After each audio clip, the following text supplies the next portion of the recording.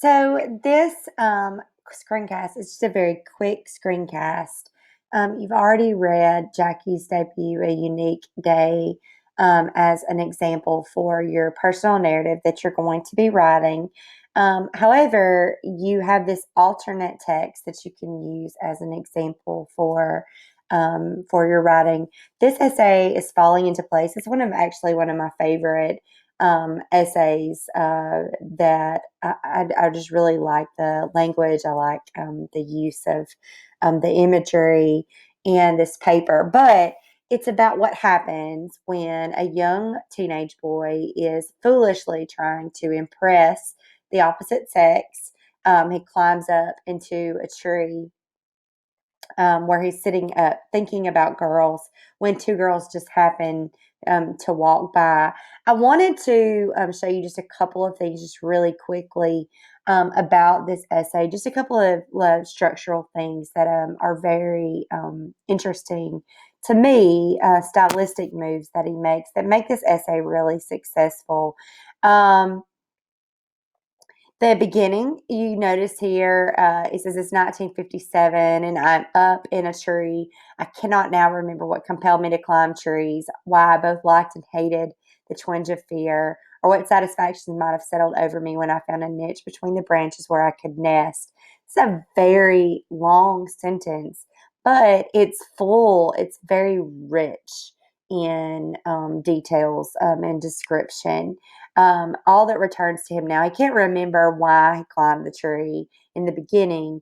All that returns to him is the story that he's actually about to tell about this particular day that he's up in this tree. He's up there. He's thinking about girls. He says, "If I thought of other things when I was 13, I can no longer imagine what those things might have been."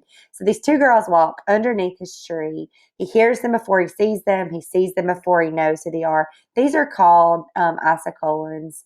And it's also like a crisscross pattern. I hear them before I see them. I see them before I know who they are, where they connect together. That's an isocolon, first of all, when you have two thoughts that are joined there with the semicolon of roughly about the same length and the same content. It's just a stylistic move. I love this sentence um, coming up here in this next paragraph, paragraph 7. Perhaps if she sees me up in this tree, a strange and solitary boy, friend of trees, neighbor of sky, mysterious creature of the swamps, she will love me at these heights, love me and invite me to climb down. I love this sentence.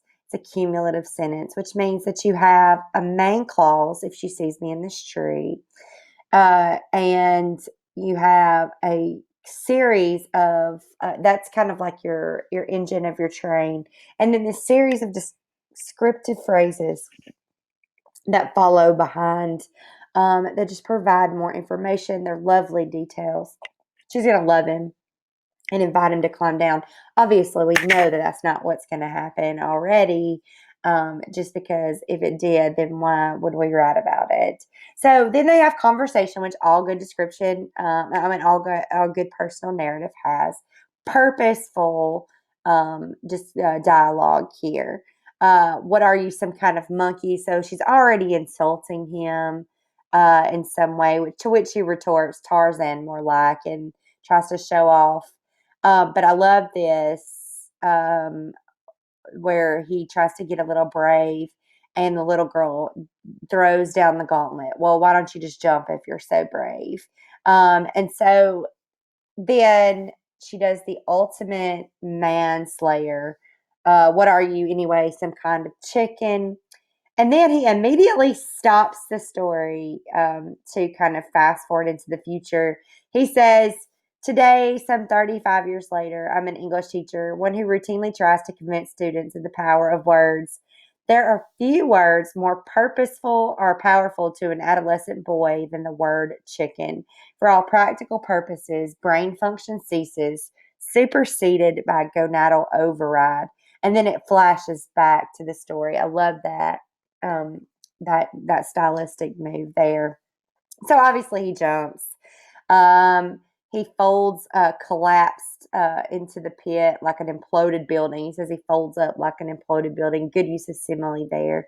Um, and then he says, I've never made such a noise before, which is hilarious in its own right, but also a little bit scary too. Like he feels that he has, as he first suspects, been killed.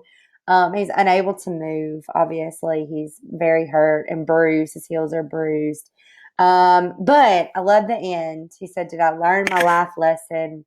Hardly. Didn't learn it. What man ever really does." What a powerful little piece, a fun little piece. It's not meant to be like some kind of life lesson for you. It's just meant to humorously tell a story, something that happened when this person was a young boy. That's something that he stands out very vividly in his memory. So, for your particular essay, you are able to write about any kind of personal narrative that you choose. You can use the events that happened in Jackie Robinson as a an essay starter where you kind of something that happened in your childhood that you look back on and that you learned a lesson. Maybe you didn't understand it then, but you understand it now more that you're older. Or you could choose Falling into Place as a model essay and write about a time when you tried to impress the opposite sex or impress a teacher or an adult and it's gone horribly wrong. Or you can write a story that has significant meaning to you in some way. Just remember that you have to follow those 7 common moves. It has to have an introduction, it has to have a conclusion. There are all those elements there that it needs to contain in order for it to be a successful essay. So make sure you read your sample essays. Make sure that you look through your 7 common moves before you begin to write.